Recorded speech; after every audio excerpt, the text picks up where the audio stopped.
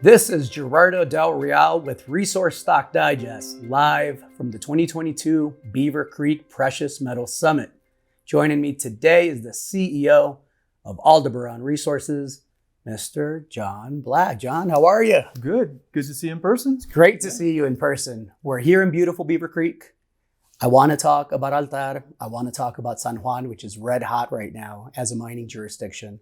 But before we get into that, I got to ask you about the conference. What's the sentiment like this year? It's pretty energizing, really. It's nice to be back. It's nice to see people that oftentimes haven't been in contact in a long time. It feels like we're back to normal. In the backdrop, of course, we have the markets being a little bit rough. And so a lot of the conversations are, do you have enough money? Are you ready to go forward? How are your projects set up? But it's got a buzz. The long-term story for copper is really strong. And so it's good, healthy conversations, and in a lot of meetings. We're packed with meetings for the next couple of days. It's a precious metal summit, but you mentioned copper, right? You have a lot of copper and you have a lot of gold. Can we talk a bit about the asset base? Absolutely. It used to be a little bit hard to get into this conference if you were copper dominant, but the importance of copper as an investment opportunity, I think, is obvious in the number of copper stories they're inviting to come into the story here. So the project itself, we're really excited. We've recently reported all of the final holes from our last campaign. A lot of long runs of mineralization. The most recent hole was about 1,000 meters of 0.4% copper in a new zone that's outside of the resource for the most part. So a successful campaign in challenging conditions last year. Challenging in the sense it was hard to get drill rigs, it was hard to get the meterage done. But we're in the process of planning our campaign for this upcoming field season. Keep in mind we're in the southern hemisphere, so this field season starts next month. We'll go in and get the camp open in October, and we hope to be drilling by early October. You mentioned balance sheet. You've positioned the company and shareholders very, very well by executing on some pretty strategic financings here recently. Can you speak to some of those partners, and can you speak to what you think they see in Aldebaran? Sure. Just to start with, we're earning into this project from Sibanye-Stillwater. So they're a strong partner for us moving forward. But what I think you're alluding to is recently we announced that South 32 has come in as a strategic investor with a 9.9% equity position in the company. And that provided the funding we needed for this field campaign and the endorsement, the technical endorsement. They had an option to invest in a lot of different copper projects. They're telegraphing they really want copper in South America. And they've chosen our project to move forward. So it's both a technical endorsement, it's the money we need to go forward. And it's important for our shareholders the way we did this because it's a strategic placement, which means an over-market pricing on it and no warrants. And what we're trying to do is manage dilution. In these challenging times when we're all beaten up price-wise, we need the cash to go forward, but you hate to dilute by blowing out a lot of cheap paper. And this put us in a good position. Managing dilution is so critical because that's how you extract the most profit from the end game, right? The end game for you and your team has always been to monetize the assets. You've done it multiple times in South America. I believe, over $500 million a couple of different times, right? With an asset or assets, frankly, that I think are inferior to the asset that you have now. Let's go back to the resource base. How many pounds of copper do you have there? Well, keep in mind, right now we have about 1.4 billion tons at about 0.5% copper equivalent on this. Dominantly copper, a little bit of gold associated with it as well. So it's a large resource to already start. And that's the starting point. The radio zone where we focused a lot of the drilling this last field campaign doesn't even have a resource yet. So we hope early next year we'll put out the maiden resource on that center. We really have 3 centers of mineralization right now, with only 2 of them reporting a resource to date.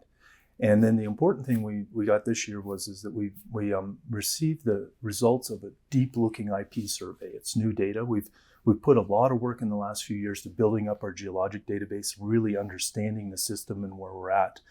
And this final piece of the puzzle that came in, or final piece of data came in, was this deep-looking geophysical survey. And it's one of the more remarkable correlations between a geophysical anomaly and known mineralization that I've seen. Oftentimes geophysics produces an anomaly that gives us an idea where the deposit might be, but it's not a one-to-one correlation. This is quite remarkable, and we have the advantage of the large conductivity anomaly that we're defining.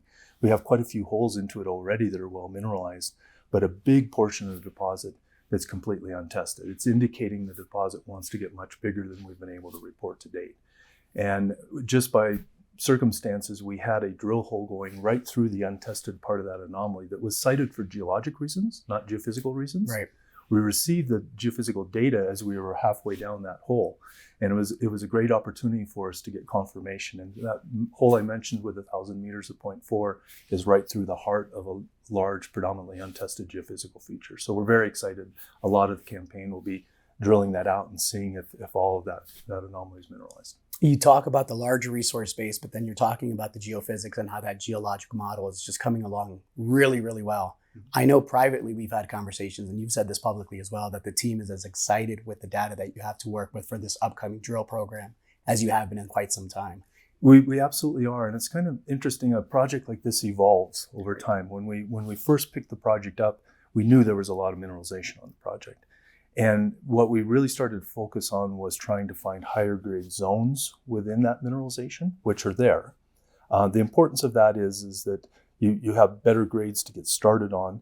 And also, if you have sufficient grades, you can consider bulk underground mining on those. And that's really the direction we thought it would go. There's still work to go in that direction. But the new change with the additional data, the better understanding we have the deposit just wants to get really big as well at more of an average grade. And so we're now seeing it opening up in that direction, and we'll probably pursue that. And that's attractive to the major companies. They like to put their hands on large resources, and we're easily moving this into that category. The other thing that's attractive to majors is the San Juan region in Argentina. And I remember once upon a time when Argentina was kind of, not the best mining jurisdiction. San Juan is on fire right now. Can you speak to that and what it's like working there? It's been an interest. I've been working for 30 years in the Cordillera, and Argentina's always been an attractive place to go geologically, and great wine. Food, great wine. It's a fun place that way. It's a relatively safe place for the most part to work, but it's been a difficult place for us to work more legally and taxation wise, and fighting inflation that's oftentimes we worry about 10% possibly in North America. They've dealt with 50% for forever. But it's been one of those countries that it draws you in, but you're a little nervous about major investments. And they're really changing their tune on this right now. And they realize that to get out of the financial complications they have right now, they need to attract foreign investment. And mining is an avenue for them to attract new foreign investment. They've always had agriculture, but now mining, and to a lesser degree, gas in the south, shale oil type opportunities. They're realizing that if they change their fiscal policy on this, they can attract that mining investment in.